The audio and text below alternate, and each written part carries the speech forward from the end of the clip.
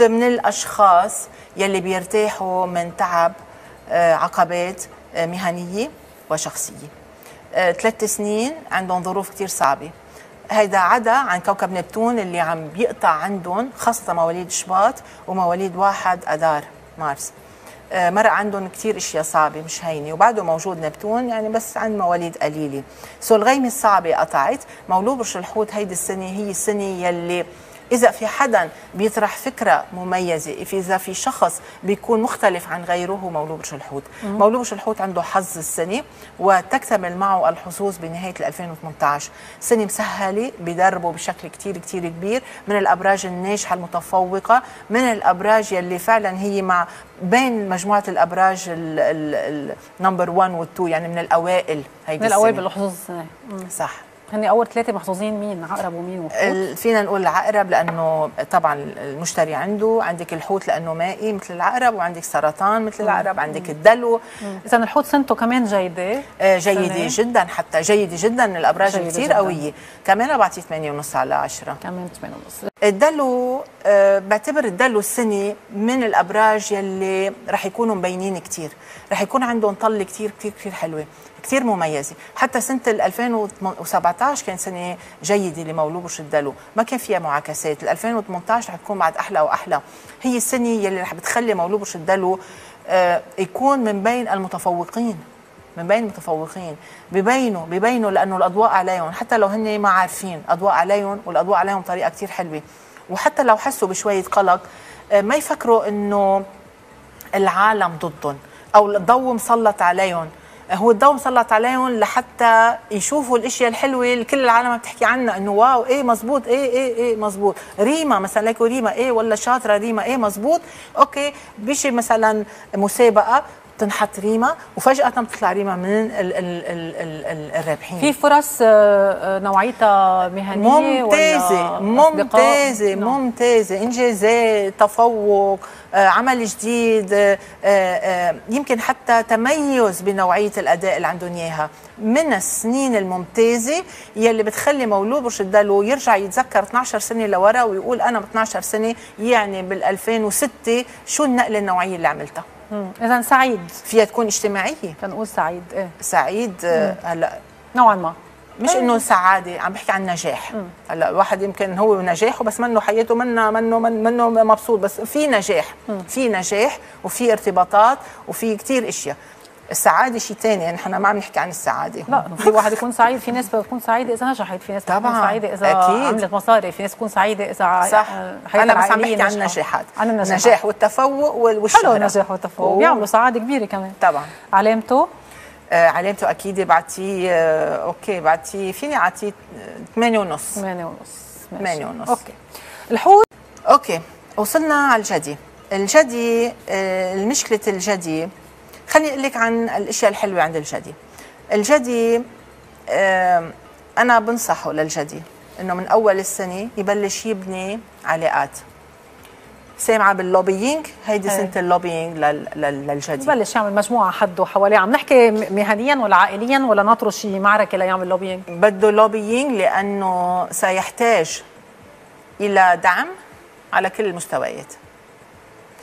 دعم من حرب يعني معاكسين او لا، ما حرب، مش حرب، في معاكسات.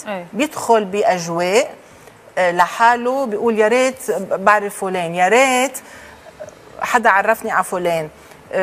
عرفت يعني حتى اولادنا مواليد برج الجدي بحاجه انه نلم لهم اصحابهم من حولهم. في نوع من شعور بتعب. هو مولود برج الجدي اجمالا شخص بيتعب، هو بيتعب حاله.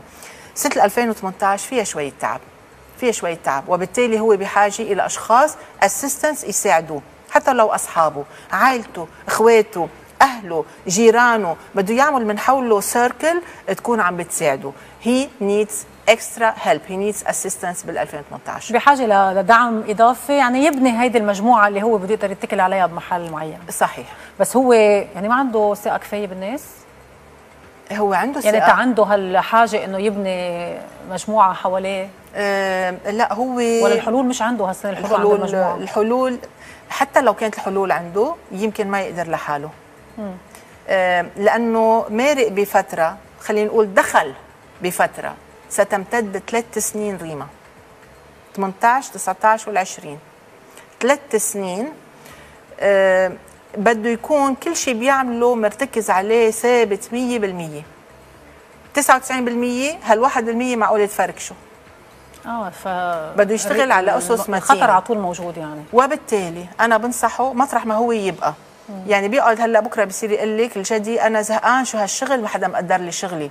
نصيحه ابقى مطرح ما انت، لانه نوعيه الوقت انت مارق فيها رايحه معك وين ما رحت، ما تفكر اذا رحت على غير مطرح نوعيه الوقت رح تختلف، وين ما رحت. وبالتالي هي نوع من درس في الحياه. انه اثبات مكانك بده يثبت. صح، بده يثبت لانه في درس بده يتعلمه. يمكن ما عم بيقدر يتاقلم مع الجو، يمكن مع شخص واحد هو اللي نزع له كل الجو، بده يعرف يتاقلم مع الاجواء ويبقى مطرح ما هو. ممنوع المجازفه، مش عم بطلب منه يرجع لورا، مش عم بطلب منه يقدم لقدام، عم بطلب منه يبقى مطرح ما هو. ما تغيروا شغل، ما تغيروا شغل، ما تغيروا مدرسه، ما تغيروا، خلوه مطرح ما انت، بس حاولوا انه يكون في حولهم اشخاص داعمينهم عم بيدعموا. بدي انتقل لغير برج، بس سؤالي الاخير، تعبه الرئيسي يعني هالحاجه لللوبينج مثل ما قلتي، او الحاجه لهالدعم تجميع الناس حواليه وانشاء قوه معينه اكثر بشغله ولا ببيته؟ بكل شيء حسب بكل شيء. ايه، حتى ببيته منه هين. يعني كانه هو الاكثر تعبا اللي ما قلتي لي عنه اول شيء. هو الاكثر قد ايه يعني عنده علامه؟ 6-10. الاكثر تعبا جدي السنه يعني. صح. والاقوى العقرب. الاقوى هو العقرب. مروه عند الجدي العقرب. القوس اول شيء بدي اطمن له باله. المشاكل يلي زعلته، اللي حزنته، يلي خسرته، يلي خلته يكون شخص بالصفوف الاخيره مع انه هو شخص متميز. هي السنه ال3 سنين 15 16 17 حزنته لانه جلبت له يمكن ايفنت، حدث او ظرف زعله. إن كان خسارة، إن كان خيبة أمل، إن كان فشل، إن كان تعب، إن كان وعكة صحية، إن كان إنه خسروا صداقة أو شخص قريب عليهم، أو حتى عملهم. في كتير خسروا عملهم. صارت ورانا، ها3 سنين صاروا ورانا، صرنا على شط الأمان. بآخر 2018 بيوصل لولاب الحظ لعندهم. يعني عندهم تقريبا 11 شهر من اول السنه لا اول ديسمبر، في عندهم 11 شهر لحتى يرجعوا يوقفوا على اجريهم. بطل في معاكسات، في عندهم اشياء جيده، يمكن كثير يكون عندهم ريوردز، مكافآت على جهودهم، على صمودهم، على قوتهم، على جبروتهم. وعندهم نوع من انه بتطمين خاطر، فينا نقول انه سنه رائعه ممتازه. اكيد مقابل ها3 سنين وقبل ها3 سنين اللي كانوا صعبين، هيدي السنه رح بتكون سنه بتريح لهم بالهم. يمكن تحمل لهم خبر صار، يمكن تحمل لهم خبريه كثير حلوه ناطرينها. صار لهم 3 سنين على الارجح بتصير بسنه 2018. اذا السنه يعني الفرج باخرها تقريبا، سنه انفراج، خليني اقول سنه انفراج. لا، هي كلها تبلش الانفراجات خلال خي بلش يتنهد. القمه باخر السنه. اجمالا كمان بشكل عام منيحه سنته. السنه اكيد منيحه. قد ايه حطيتي عليه؟ بعطيه 7/10. اوكي، بعطيه 7/10. جدي ميزان العقرب، اعطيني علامه بالكنترول. كم حدا ناطر العقرب؟ العقرب لازم ينطرني. العقرب هي سنه الحظ عنده. هيدي سنه ولبنان عقرب. سنه انا بعتبرها ممتازه. هيدي سنته هو الاهم بالابراج، هو الاهم. يعني صار له 11 سنه ناطر، كل 12 سنه بيجي الحظ. هلا واصل لعنده بقوه، خاصه مولود شهر نوفمبر. يعني هيدي السنه هي السنه يلي ما في شيء لازم يخليه عم يحلم فيه، لازم كل احلامه تتحقق. الدنيا فاتحه قدامه، يعني بده يكتب كتاب. هي السنه بده يبلش من هلا. بيتجوز هالسنه. سمعتوا؟ اوكي. بده يتجوز هالسنه. عندي كثير بدي اجوزهم لانه هيدي السنه سنه الحظ. عندي 3 بالفريق بدهم تزويج. هيدي السنه يلي بيحقق فيها انجاز، هيدي السنه يلي بيقلب فيها كل شيء، الموازين كلها بتقلب لصالحه. ما في شيء صعب عنده، حتى خصمه ببطل موجود، يا اما بينسحب يا اما بيربح القضيه. هيدي سنه حلوه، بيداوي حاله، فيها هيلينج، بيداوي حاله، اذا مريض وتعبان بصح فيها، بيلاقي الحلول، بيلاقي التسويات، بيلاقي النجوميه، بيلاقي الشهره، صفحه جديده، بيطوي الماضي مثل ما هو بيزته وبيبدا صفحه جديده. الدنيا كلها فتحة قدامه وعم بيسالني الكاميرا مان والمصاري شو وضعهم؟ هيدي السنه ليك كل واحد حسب شطارته. هيدي السنه فيكي مثل ما انت عم تقولي تقعدي وتقولي خي كارمن قالت انه هيدي سنه الحظ تنروح نفرس. هيدي السنه ما لازم تاخذوا فيها فرصه. هيدي السنه الوقت فيها ثمين جدا. اذا اخذتوا فرصه يمكن هالاجازه اللي انتم اخذينها تكون بوقت الحظ جاي اللي جايه فيها. اكزاكتلي. هيدي السنه لازم تحلوا فيها المسائل الصعبه، المسائل المعقده. هيدي السنه اذا عندكم مشكل مهم وصعب جدا، هاي السنه لازم تشتغلوا عليها. هيدي السنه مش وقت للراحه، الانسان بيروح للراحه لما يكون في عنده مشاكل وبحاجه يستريح وما ياخذ مبادره لانه الوقت غلط. هيدي السنه كلها وقتها حلو. هاي السنه ما لازم في مصاري، في راحه، في محاسبات جيده، في تسويات، في راحه بال.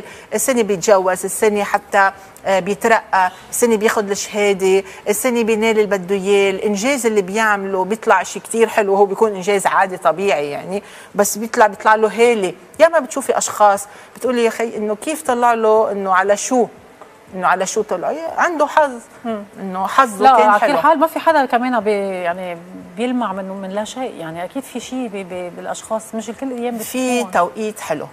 في اشخاص بيجاهدوا وما بيوصلوا. طب ليه؟ الوقت له نوعيه، هلا اوقات الانسان ما في يتحكم بالوقت، انه المؤتمر بهالتاريخ، طب ما بقدر اتحكم فيه، يمكن هو في اكثر من شغله بيلتقوا بنفس الوقت مثل ما قلتي. في وقت اللي بتسائب انه الظروف الحلوه مع عمل مهم، هون قمه النجاح. عنده شيء ما عنده شيء يعني يفركش مسيرته اذا فينا نقول. في عندي شيء عابر، في شيء عابر جدا بشراكه معينه، بارتباط معين، بتروح الموجه كذا شهر وبترجع. هو يمكن يكون بشراكه، بكونترا له علاقه بشخص، خصم له كثير قوي، يمكن يرجع يقوى، خاصة إذا خلقان بأكتوبر بده يكون منتبه أكثر. كل علامته أول شيء 10/10، يعني هو السنة 9/10. بعتي 9/10. 9/10. لو وجود معاكسة من أورانوس كنت قلت لك 10/10 ديفينتلي. خلينا ننتقل ميزان. صرنا هلا كان السنة الماضية من أفضل الأبراج وضعه، السنة شو وضعه؟ السنة كمان بعده مكمل، الحظ عنده بعده مكمل ومكمل بقوة. هيدي السنة فيها مصاري كتير، فيها ريوردز لإله، فيها أرباح، والأرباح مش بالضرورة تكون مالية، فيها تكون ريوردز، ميداليات، فيها تكون شهرة، فيها تكون نوع من تكريم لإله. يعني حتى أولادنا مواليد برج الميزان يمكن يكونوا هن متفوقين بالمدرسة، متفوقين بعملهم، متفوقين بإبداعهم، لأنه هن مبدعين إجمالا، هن فيهم يكونوا مبدعين، مش بالضرورة يكونوا فنانين، مبدعين بعملهم. يعني العمل اللي بيقدمه الأستاذ بيطلع بيقولوا أوف شيء كتير فوق العادة، يعني طريقته بتقديم شغله. هيدي السنة رح يكون اكسترا اوردينير. إذا بده يركز فيك تقول انه عنده سنه مبدعه، سنه كلها جوائز. هيدي من زمان كانوا يحطوا لنا نجوم على هيدي السنه فيها تكون كلها نجوم، نجمه ذهبيه. بعده وضعه منيح الميزان، وضعه كثير منيح السنه، عاطفيا وصحيا وعمليا. ماني شايفه عنده مشاكل السنه، لانه المشاكل كثير كثير كثير كبيره كانت عنده هي من كوكب اورانوس، وكوكب اورانوس بلش يقطع عنده تقريبا رح يتركه. في مواليد كثير صغيره اللي هي اخر مواليد برج الميزان، هن شوي تعبانين نتفه بهيدي السنه، لكن في عندهم حظوظهم قبيله، يعني في عندهم شيء يعوض عن شيء. مكفي طالما الميزان وضعه منيح. رح يزعلوا مني ليش في ناس بسال عنهم اكثر من ناس، بس انا ما كثير عم بقدر ميز اذا يعني احيانا جملتك بتغطي الشيء اللي بدي اسال عنه. هيدي شطارتك ريما، لانه انت بتاخذي لانك بتسمعي اللي عم تقابليه، وبالتالي ما عدتي مش منك ماشي على انه في كلمه يمكن لفتت لك نظرك بالشخص اللي عم بتحاوريه، بتفتحي هلالين وبتمشي فيها وبترجع لشيء ثاني. هذا انا بعتبره شيء كثير مهم، واللي انت اسم الله عليك. شوف برجنا هلا شو عامل الميزان، قد ايه بده ياخذ؟ الميزان لانه تقريبا ما عنده عقبات، حتى 8/10 اكيد. 8/10. خلينا نشوف ورا الاسد. العذراء. نعم. هلا قالوا لك شباب هون في كثير مواليد برج العذراء بلبنان، في كثير مواليد برج العذراء، وفي كثير مواليد برج الاسد، وفي كثير مواليد برج الجدي. شيء غريب، وين ما بتروحي بتلاقي هالثلاثه كتار. anyway سو برج العذراء سنته بعتبر سنته سنه كثير مهمه للشغل، للعمل. ليش؟ لانه السنه مولود برج العذراء رح بيكون شخص واعي جدا، مصحصح جدا، عنده عقله متوقد، افكاره وفكره متوقد، ذكاء باهر، ذكي كثير، كل شيء هو ذكي. هيدي السنه سوف يدهش الكثيرين بافكاره، بحلوله. ضروري يكون موجود السنه مولود برج العذراء باي محيط، باي مجتمع، لانه هو صاحب الحلول وعنده ديناميكيه رهيبه، هو الدينامو باي محيط.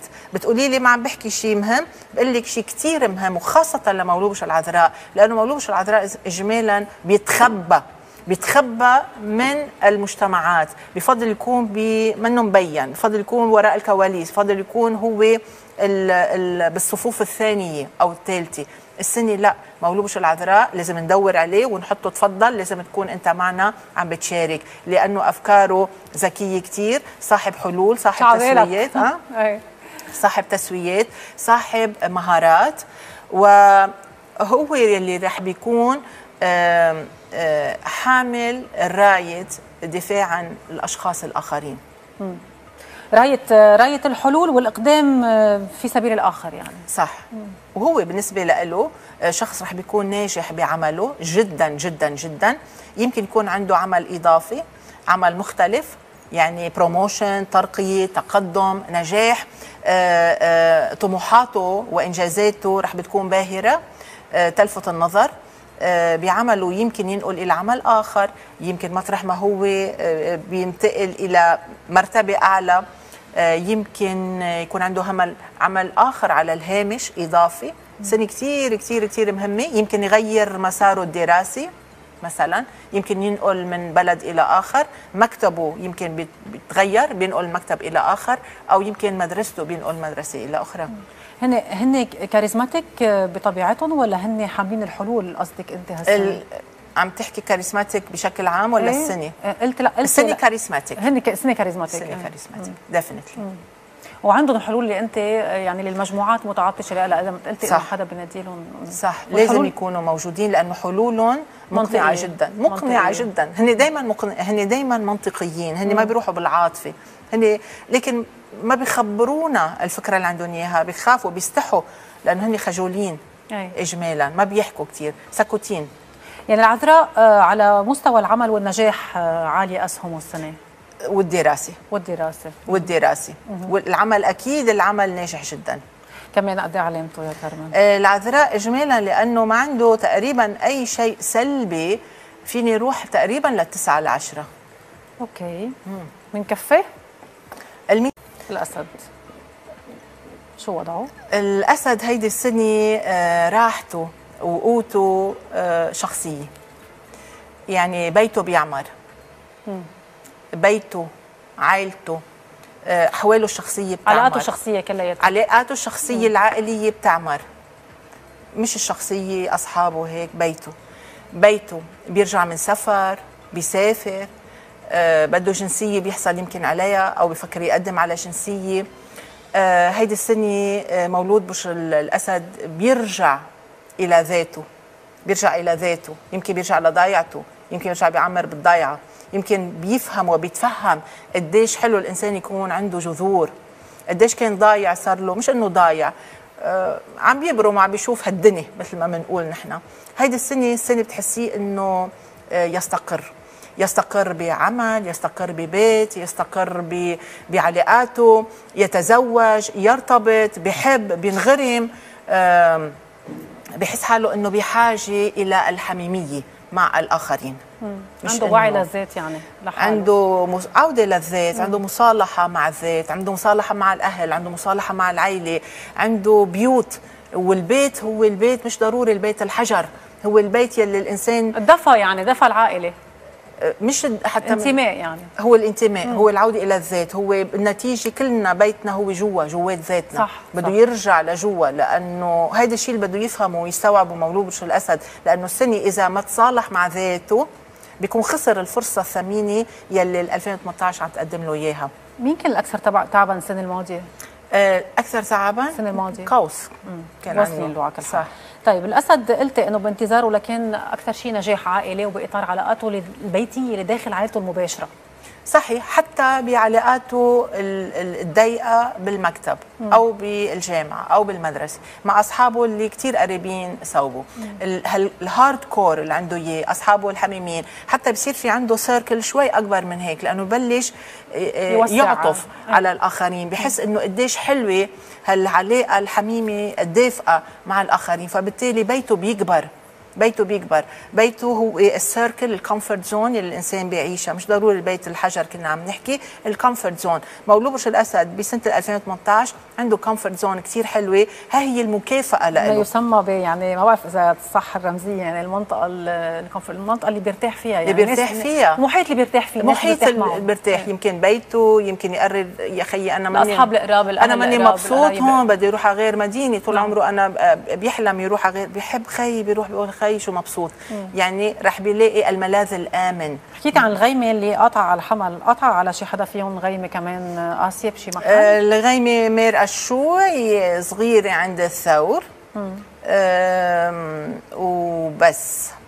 جوزاء زامت، والسرطان عنده والاسد كمان. السرطان عنده شيء كمان غيمه عابره، عنده غيمه عابره، مش للكل، بس مش للكل، في مواليد كثير قليله من كل الابراج اللي ذكرناها.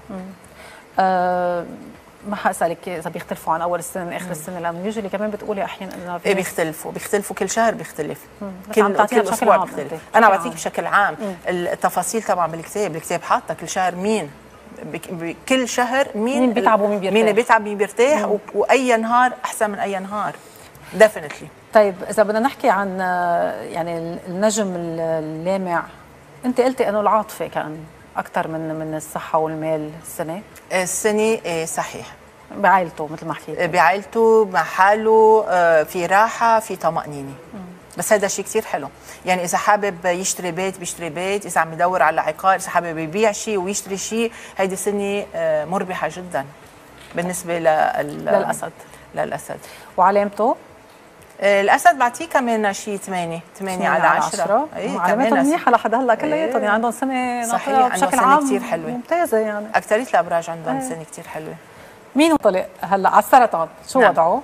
السرطان من الابراج القويه، من الابراج المحظوظه بسنه 2018، لانه في عنده تاثيرات كثير حلوه من المشتري الموجود ببرج مائي صديق له، برج العقرب. السرطان والعقرب على انسجام دائما، وبالتالي لما بيكون في حظوظ ببرج العقرب تنعكس عليه طريقه كثير ايجابيه. في عنده حظوظ على المجال العاطفي، مجال الابداع، الالهام، مجال النجاحات كلها مفتوحه قدامه، سنه مسهله جدا.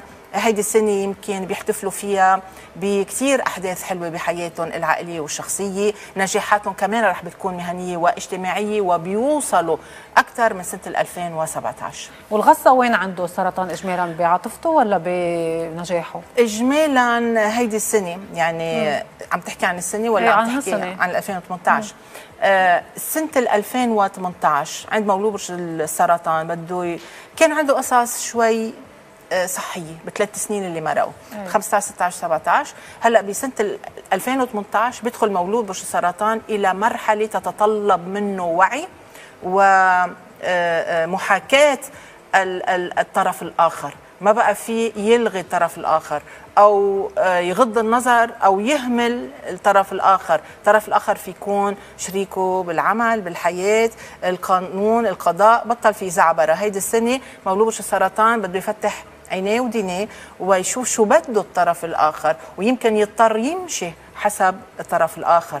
هيدي السنة بده يجاري، يعني هالسنة بده يجاري، وبده يجاري بكثير دبلوماسيه. هيدي نقطه الضعف فيني اقول يمكن عنده. مولود برج السرطان شخص كثير انساني، وبالتالي يهتم بمجتمعه بمحيطه. وين في عندك مولود برج السرطان، هيدا مولود برج السرطان شخص فيه يكون داخل بلجنه بالبلديه، لازم يكون موجود. هيك اشخاص لازم يكونوا موجودين باي مجالس بلديه مثلا. يكون حلو ينقوا كل الابراج، لانه كل برج عنده ميزه حلوه. بنقوا عيال ذاتها.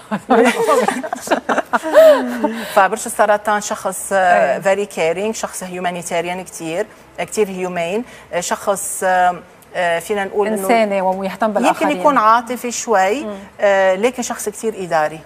مولود برج السرطان شخص كثير اداري، ونجاحاته كثير حلوه، وهيدي السنه يبدع فيها، هيدي السنه بيكتب فيها، هيدي السنه يطلق فيها العنان لمخيلته، لكتاباته، لقدراته، يلي مش بس هي قدرات جسديه، قدرات فكريه وعقليه وابداعيه وفنيه على انواعها. وعلامته ويمكن يكون عنده اولاد اذا متزوج وما عنده اولاد بعد، ايه، او اذا يبحث عن اولاد. هيدي السنه فيها كرييشن، فيها كرياتيفيتي كثير، فيها ابداع وخلق تنقول.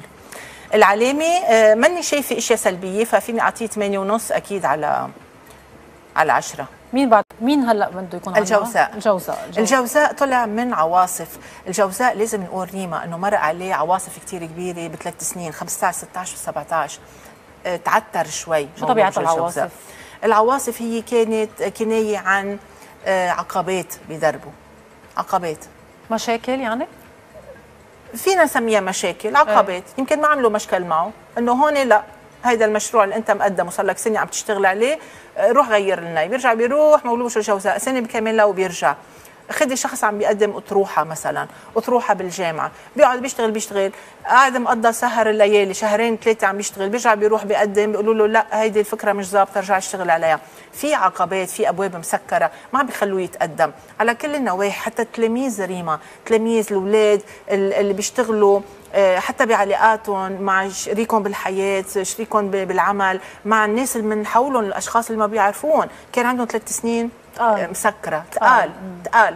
بجرب يقدم مثل اللي عم يسبح بعكس التيار، عم بيقدم وبيرجع بزته الموجه لورا، وشايف هو الشط قدامه بس ما عم بيقدر يوصل. هيدي السنه 2018 بيطلع من هالموجات هاي، خلص صارت الموجه منها لحالها صارت معه وبتزته على الشط. هلا من هون ورايح بال 2018 وطالع عليه هو يوقف ويدبر حاله، وما بقى في يقول انه الحظ ضدي، لانه بطل في عقبات عنده. ما بقى في يقول انه زحل كان معكسني، ما بقى في شيء. راحت الغيمه يعني، راحت العاصفه كلها راحت. العقبات هي اللي هي خلص وقتها ولا هو انتصر عليها؟ لا ما انتصر عليها. في كثير من مواليد برج الجوزاء ما انتصروا عليهم، ما انتصروا على العقبات، بالعكس في كثير من مواليد برج الجوزاء يمكن اختلفوا بشغلهم، تركوا شغلهم، يمكن اختلفوا مع احبائهم، مع عائلتهم، مع اهلهم، تركوا. في ناس يمكن العقبات عندهم كانت قانونيه، اتعاكسوا، ما قدروا خلصوا حالهم، وقعوا في دوامات من المشاكل. لا مش بالضروره ابدا تكون انه هن انتصروا عليها، لا ابدا. إذا بدي أسأل مثل الأسئلة اللي يعني عاطفيا ماديا أو صحيا، وين الأكثر حظا الجوزاء هالسنة؟ الجوزاء أكثر حظا السنة في يكون مهنيا وصحيا في عنده تحسن. العلامة 7/10. 7/10. خلينا يكون عنده السنة بتقلب معه الأمور لصالحه. كان عم بيشتغل كثير ب 2015 16 و17.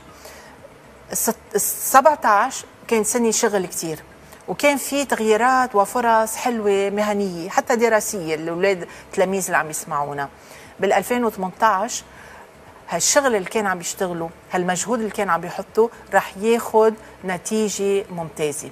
يعني إذا كان عم بيشتغل حتى يقدم على جامعة بيوصل له القبول. إذا عم بيقدم عم يشتغل، عم بيزيد شهاداته، مؤهلاته، خبراته ليقدم على شركة كتير كبيرة، سنة 2018 بتعطيه الكونترا. رح تثمر السنة الجهود كلياتها يعني؟ تثمر الجهود، بيتجوز، بيرتبط، بيمضي كونترا، بيربح على خصمه، على منافسه، بيربح عليه. وهي السنة كمان يلي تقريبا فينا نقول بتحسيه صاير واقف مع الاقوياء. اجمالا مولود برج الثور مولود بيشتغل وراء الكواليس، منه من الاشخاص اللي بيطلوا. هي السنه لا، هي السنه مولود برج الثور واضح انه هو من الابراج اللي رح نلاقيها في في الصف الاول. رح يطلع الضوء يعني، بيطلع الضوء، لكن اضواء الحلوه مش الاضواء السلبيه. يعني الاضواء رح تتسلط الاضواء على خصاله وعلى ميزاته الحلوه. هذا الشخص رح يوصل لمطرح يعني لمنصب او لانتاج مادي مثل ما قلت. هيدي السنه بيربح فيها المنصب، الشهره، المكانه، الموقع، كان اجتماعيا او مهنيا او ماليا او حتى قانونيا. او اذا بده يتجوز بيتجوز. طيب بنروح على رقمه، على علامته. قد اعطينا الحمل 8/10. اعطيتيه وقت اكثر للحمل كمان. بعطيه 9/10. 9 افضل بمحل معين. لانه هلا هذا الانجاز اللي رح يعمله باطار العمل نفسه، او في عنده عمل جديد ناطره كمان، او الاحتمالين واردين؟ بيعمل اللي بده اياه. اذا هيدي الشركه ما بقى عجبته يروح يقدم مع وحده ثانيه. بقول له هيدي السنه هي سنه التغيير عندك، ما ضيع هيدي السنه، سنه 2018. لما تقولي ما بيتجرأ يعني ما انه صاحب قرار، ولا هي بتفرق؟ عنده قرار لكن بيفكر فيه كثير. بيفكر مره مرتين، شهر شهرين، احيانا بتضيع الفرصه لانه اخذ وقته. غيره بيكون اخذ الفرصه لانه نسبة المجازفة عنده قليلة. يعني هو ما بيجازف، بفضل يبقى مطرحه، بياخذ سنين، بيضلوا 20 سنة بنفس المكتب بنفس الشركة. غيره بيكون سبقه بأشواط، غيره بيكون صار عنده خبرات وخبرات وخبرات. السي في بتكون عند غيره طويل. يعني مولود برج الثور تقريبا السي في ما بتتغير. إذا بتطلعي على سي في لمولود برج الثور، يا عم بيشتغل بشركه 10 سنين، بيرجع بالشركه الثانيه 15 سنه، ويمكن لهون بتوصل، يا اما بيبقى بنفس الشركه طول حياته. قله طموح يعني هاي؟ لا، بيحب الثبات. حذر. في فرق كتير بين قله الطموح والشخص اللي بيحب الروتين وبيحب الاستقرار. تطور عموديا بمحل معين. صحيح. طيب الحمل شو وضعه هالسنه؟ الحمل وضعه هيدي السنه في اشياء كثير مهمه عم يتحضر لها. مولود برج الحمل كان عنده فرصه كثير ممتازه بال 2017 لحتى يطلع من جهه الى جهه اخرى، يطلع من شراكه الى شراكه اخرى. هيدا اللي كان مكتوب له لمولود برج الحمل. اذا بدك تنقل، تغير كونترا، تنقل من ارتباط الى ارتباط، من جهه الى جهه، سنه 2017 هي السنه لذلك. بينتقل لل 2018 مع تقدم واستمراريه ومع تثبيت اكثر لموقعه. مولود برج الحمل بسنه 2018 احتمال يكون في عنده نجاحات قضائيه، قانونيه، ارثيه، في مصاري، في صحه، بيشتغل عليها لكن بتتم عنده. لما تقولي رح يروح من ارتباط لارتباط عم نحكي مهنيا، ما هيك؟ في يكون مهنيا، في يكون اجتماعيا، في يكون سياسيا، في يكون اجتماعي، شو ما كان عاطفيا حتى. مصرياته شو وضعه؟ مصرياته بتتحسن، مصرياته تتقدم. اذا عنده مشاكل مع اعداء، مع منافسين، مشاكل شو ما كانت، هيدي السنه 2018 يعني سنه بتنحل فيها المسائل لصالحه. محظوظ السنه، محظوظ يعني. فبالتالي لازم يشتغل على هالفيلز هاو، النقاط هاو، لانه هي السنه اللي رح بتساعده فيها. مش يقول رح انطر، معلش ما رح نزعجه لفلان، ما رح نرفع دعوه. ما عم بقول، ما عم شجعهم انا يرفعوا دعاوى، لكن اذا في ديجا دعوه، هيدي هي السنه اللي بتربحوها. اذا الحمل بشكل عام منيح. الحمل بشكل عام عنده سنه كتير حلوه، وبتحضره بعد لسنه 2019 اللي رح بتكون سنه احلى. اذا بدي اعطيه علامه، خلينا نعطيه علامات. كنت بدي اقول لك اذا بنحط له على 10 قد ايه يعني؟ بحط له 8. 8/10. 8/10. اكتبي يا حمل حتى هلا حط ريكاب بالاخر.